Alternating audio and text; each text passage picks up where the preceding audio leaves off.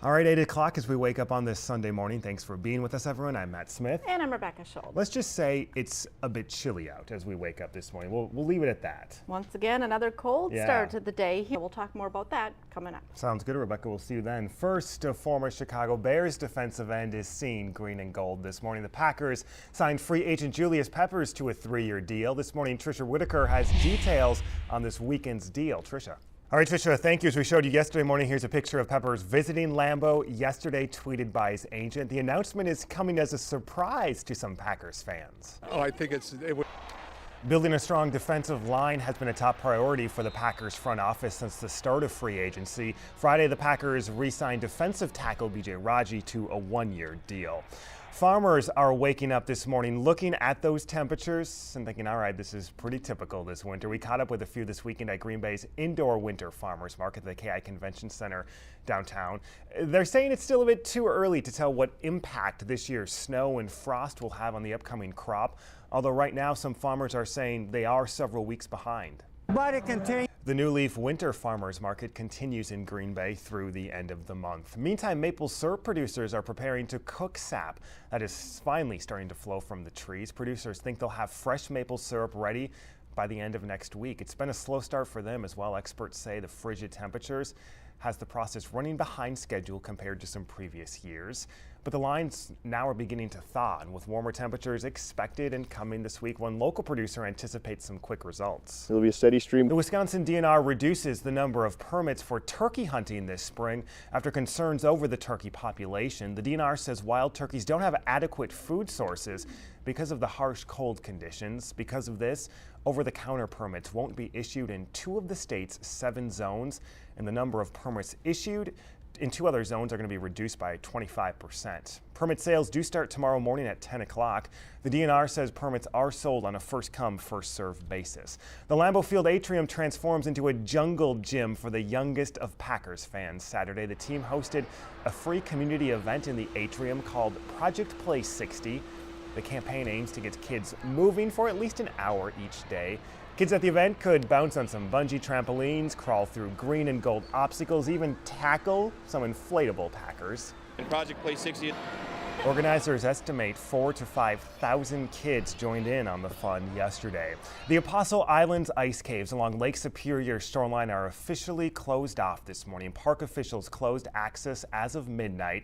The formations are now starting to melt, along with quickly changing ice conditions.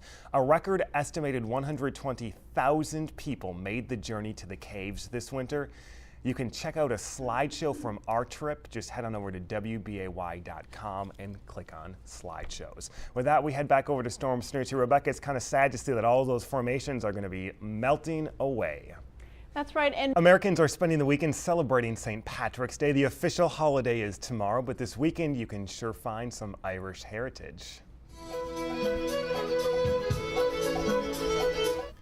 Green Bay's annual St. Patrick's Day parade marched along the city deck downtown. Yesterday, the Heritage Irish Dance Academy performed traditional dances, and the Notre Dame High School band played some Irish music right there as well. Temperatures, they were in the low 30s. That feels warm this morning, but it had nearly everyone bundled up. Didn't trample, though, any Irish spirit. It's nice because I'm liking that hat. Fireworks, and as you see, a smoke show across the Fox River followed the parade. All right, so since the parade is over, we're gonna have our own little celebration this morning. I got my green mug. see me with that There you go. ticker there. I found this tie. Thank you. I got this tie yesterday, and someone said, "Will you wear that on the air?" And I said, "I think I know someone who will." First this morning, people in Ukraine's Crimean Peninsula are voting on a referendum to officially join Russia. Today's vote is regarded as illegitimate by both the acting Ukrainian government and by the West. Still this morning, experts predict that voters will likely defy Western threats and choose to leave Ukraine to join Russia. Crimea is predominantly ethnic Russian. Some residents fear that the government that took over when pro-Russian President Viktor Yanukovych was ousted last month will oppose them. I have been living here. Since Yanukovych fled to Russia, Crimea has come under control of local militia forces, as well as apparent command from Moscow. If the referendum passes, Russia does face sanctions from Western nations, including the United States. Meantime, tens of thousands of protesters gather in downtown Moscow in the largest anti-government demonstration since 2012, protesting the referendums. Demonstrators waved Russian and Ukrainian flags, including 2 members of the punk band Pussy Riot, who served prison terms for anti-government protests. Not far away near the Kremlin, several thousand people marched in formation to show their support for Russian intervention in the region. A new timeline is unfolding this morning in the search for that missing Malaysian airline jet. And new this morning, Malaysia's acting transportation minister says the search is becoming more difficult. Meantime, U.S. intelligence officials say this morning the pilots of Malaysia Airlines Flight 370 could be responsible for the mysterious disappearance. 25 countries have now joined that search. The Boeing 777 went missing last weekend with 239 passengers on board. The debate over early voting in Wisconsin continues this morning. The state Senate passed a bill last week regulating the hours of in-person absentee voting.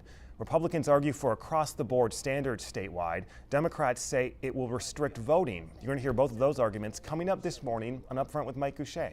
I think the World Championship Cheese Contest comes to Madison Tuesday.